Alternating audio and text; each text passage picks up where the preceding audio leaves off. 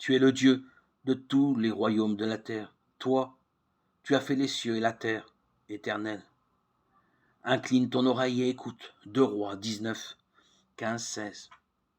Dieu universel, cet être sur lequel ma raison achoppe, car je ne peux que constater son existence.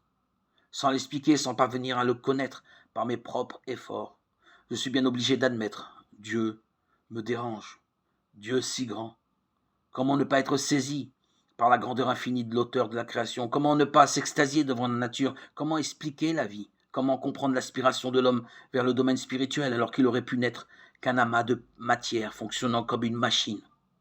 Je ne peux qu'admettre, Dieu, mes merveilles. Dieu juge? Non, quelle horreur. Si Dieu existe, il est logique qu'il me demande des comptes un jour. Ce serait finalement tellement mieux qu'il n'y ait pas de créateur. Alors tout serait permis. Aucune morale ne serait universelle. Personne n'aurait une autorité transcendante pour m'imposer quoi que ce soit. Je pourrais me croire libre, car je ne peux me voiler la face. Dieu m'effraie. Dieu inconnu. Je ne sais comment l'apaiser, ni comment le satisfaire. Il existe tellement de représentations de Dieu, tellement de religions qui ont la prétention d'amener un être aussi infime que moi à un Dieu aussi grand que lui. Mais comment être sûr d'en faire assez?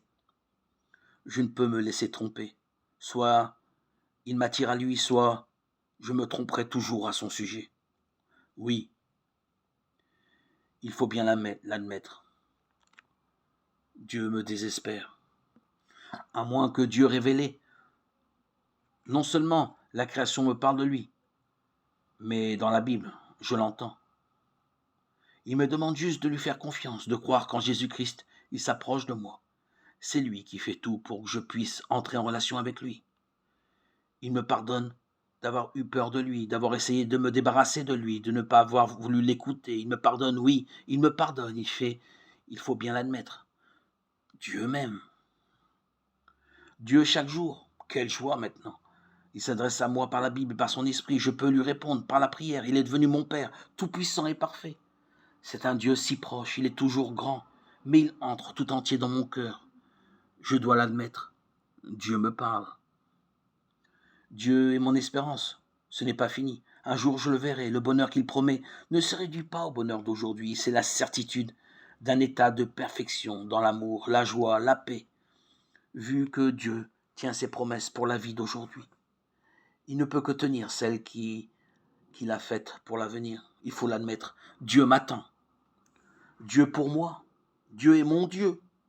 Mais il ne m'est pas réservé. Il veut être un Dieu personne. Pour toi aussi.